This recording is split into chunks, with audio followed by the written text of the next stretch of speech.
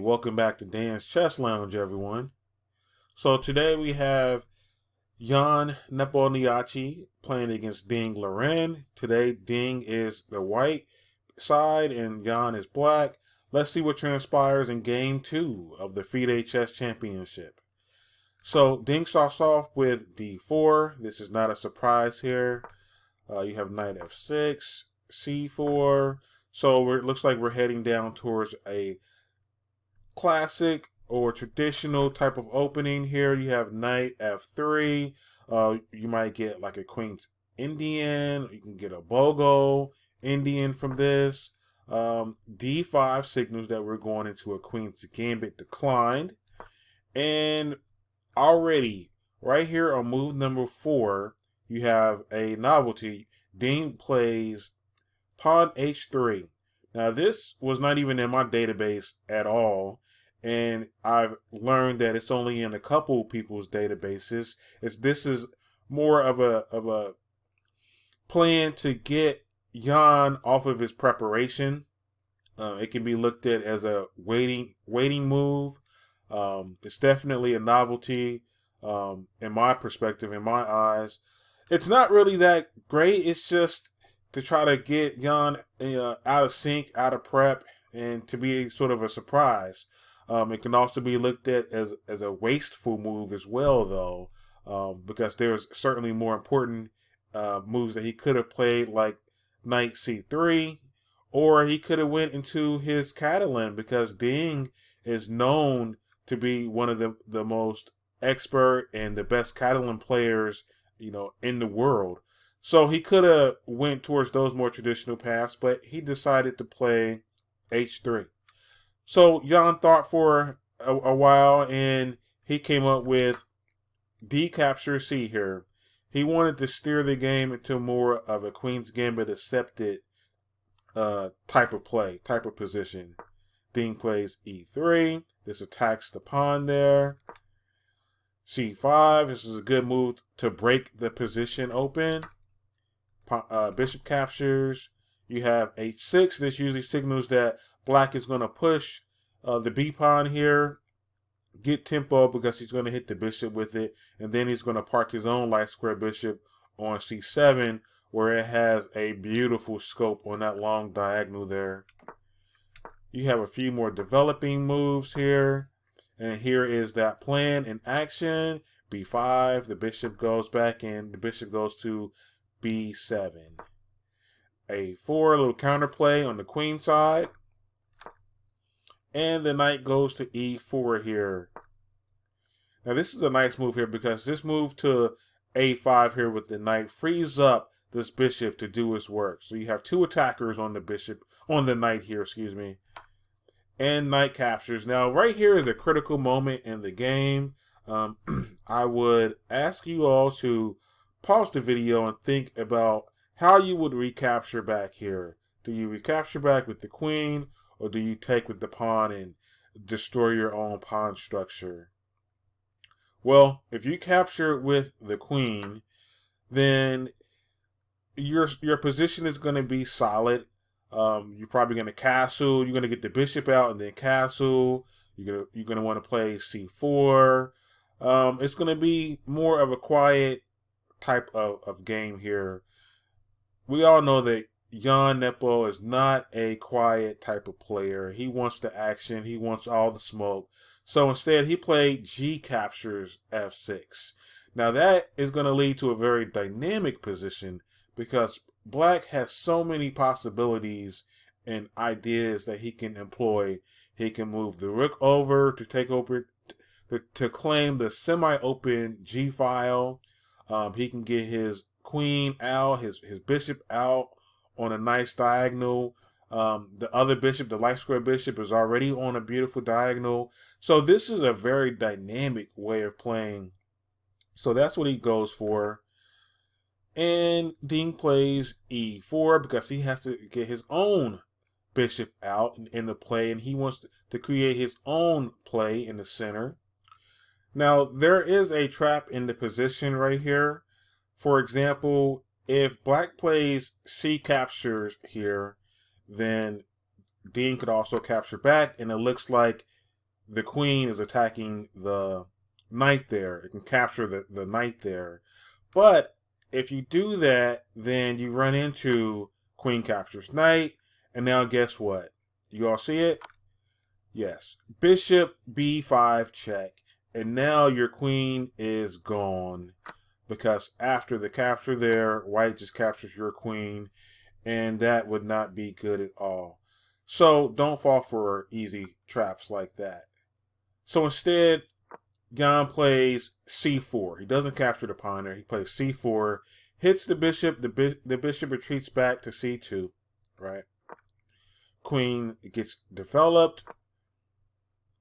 Bishop comes out.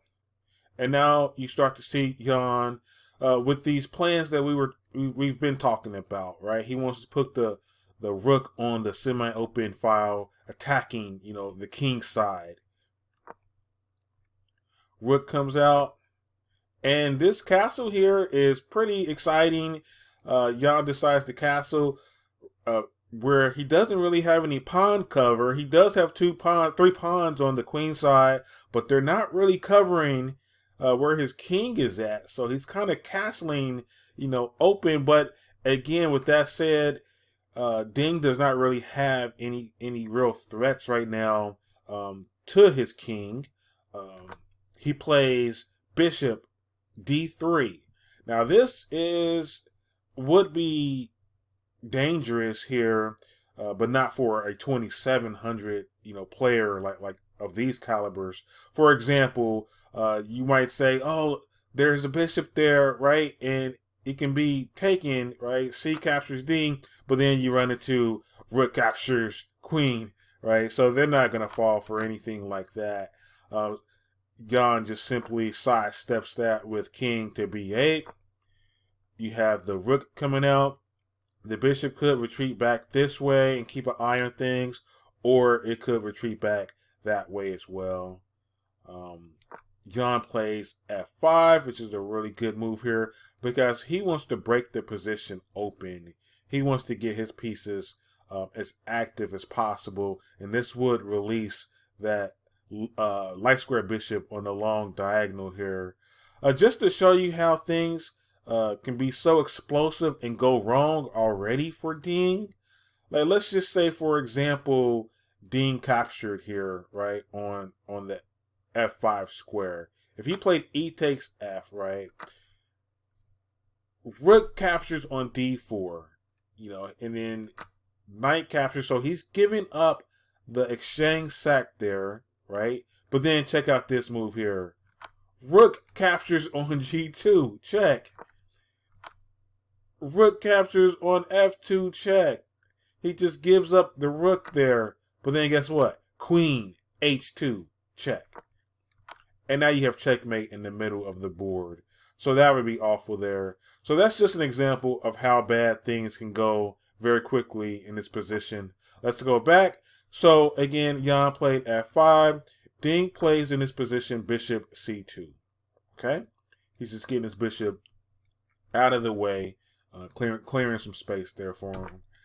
Knight c6 is a good move, which reroutes the knight back closer to the center of the board where it has more control over more squares.